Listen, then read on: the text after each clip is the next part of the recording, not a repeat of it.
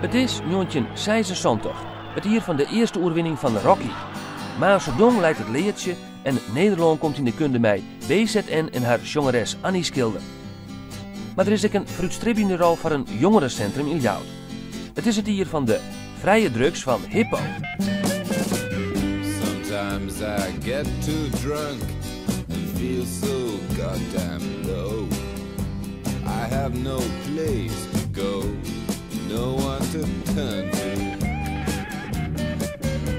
I think about your loving arms, where I'd like to be. Hippopotamus Unlimited, kwart zijn Hippo. Het legendarische jongerencentrum in Ljouwert dat bij de jaren 70 de place to be is. Het is een jongerencentrum dat concerten organiseert, cursusjongen houdt, films draait en zelfs een drukkerij en Pieter opzet. Bij de jaren 70 wordt in Nederland om raak experimenteren met soft en hard drugs. Overal is dat op dat stuit nog verbinden. Hippo is likwijls het eerste plak in Nederland dat met toestemming van politie, justitie en gemeentebestuur, legaal dus, softdrugs verkocht worden mij. Dat we afspraken hadden met politie en justitie, denk dat wij de eerste waren. Ja. Op een gegeven moment koer dat in 76, ik meen dat 76, ken ik 77 best hebben, koer dat toch een uitspraak van de toenmalige minister van Justitie, Job de Ruiter. Job de Ruiter die zei van, het is geoorloofd softdrugs te verkopen in een jongerencentrum onder de verantwoording van het bestuur van dat jongerencentrum. En dat hebben wij aangegrepen als bestuur van Hippo om in overleg te gaan met de burgemeester, de officier van Justitie en de hoofdcommissaris van Politie, de beroemde driehoek. Hebben we een plannetje in wat wij wonen. En daar gingen ze mij akkoord. Dit is hem, hier heb je. A child's garden of grass. Receiving marijuana as a gift. Getting grass as a gift is probably the nicest way of all of acquiring it. Here are a number of methods guaranteed to get you free grass. Be very, very nice to everyone. Als je stoned bent, dan is dit leuk. Okay. Dan is dat, ja, ook als je niet stoned bent. Maar als je stoned bent, is het nog leuker.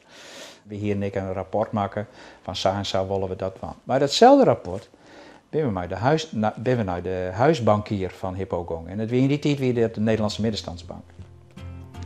Praten met die directeur daar en dan zeiden van nou, zo en zo willen we dat. En als we daarmee beginnen willen, dan hebben we 30.000 goenen nodig. Nou, daar gaan ze een duik op praten en toen zeiden ze van dat kan wel. De verste hoesdealer is op dat stuit George Vijsma. Dan hadden we 4 huisdelers die getolereerd werden door het bestuur om de markt te scheiden. Dan kon er gecontroleerd, kon er verkocht worden en was er ook nog iets van een kwaliteitscontrole. Wat we zelf deden, maar nou ja, toen werd er nog niet zo gerotzooid zoals eigenlijk nu gedaan wordt.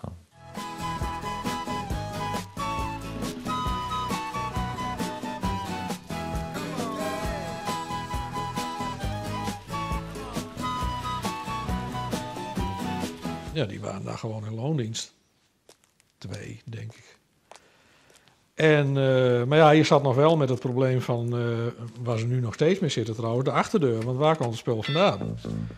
Nou ja, dat kwam ergens uit het Randstad. Daar heb ik me trouwens altijd verre van gehouden, want daar wilde ik niks van weten.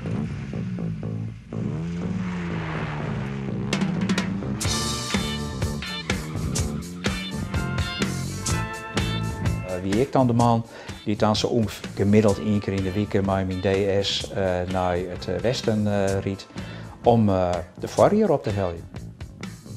Degene die de drugs ophaalden van de groothandel, zeg maar even, dat die zelfs een vrijgeleide brief hadden. Dat de hash die eventueel bij een controle gevonden zou worden, dat die bestemd was voor een, ja, gelegaliseerd was het ook weer niet, een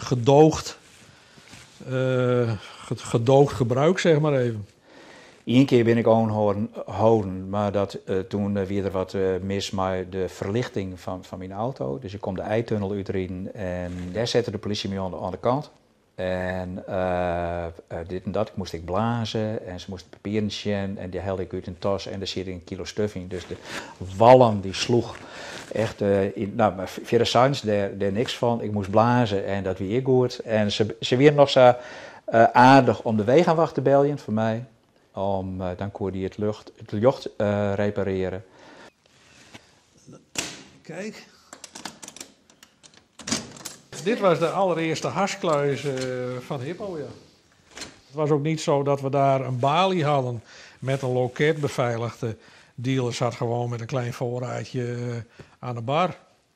En nou ja, even een kopje koffie, Suderans. We hadden een hele goede versgepeste, hele goedkope Suderans. En daar hadden we geweldige omzet in, weet ik nog wel. En en dan even voor, wat was het voor een tientje Libanon, zo ging dat dan. Tenminste, ik kan me niet herinneren. Ja, heel relaxte handel was het.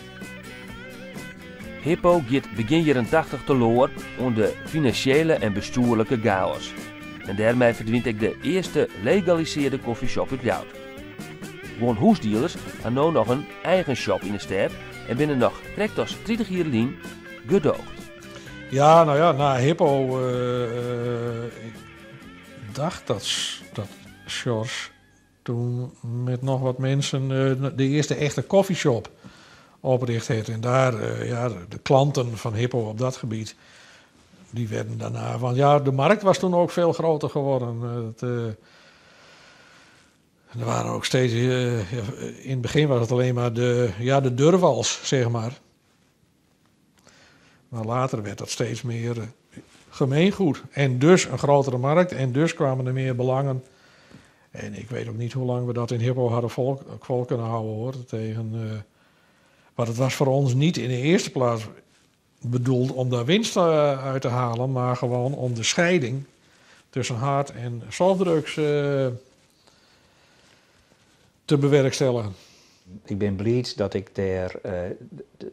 dat ik daarbij west ben. Dat ik op die manier dingen mede heb kunnen regelen.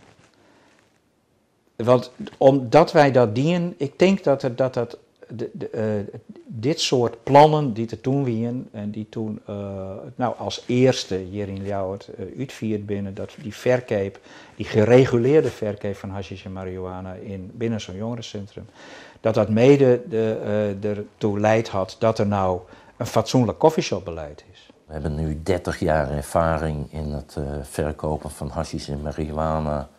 En de laatste 6 jaar is het gecontroleerd. En hier in Leeuwarden hebben we goede afspraken met de gemeente. En draait het allemaal goed op de achterdeur na.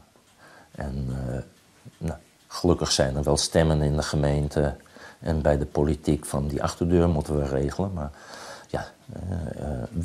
wie moet dat regelen? Nou, naar mijn idee zouden daar de coffeeshops en de growshops een hele goede rol in kunnen spelen. Gewoon die weten van waar we over praten.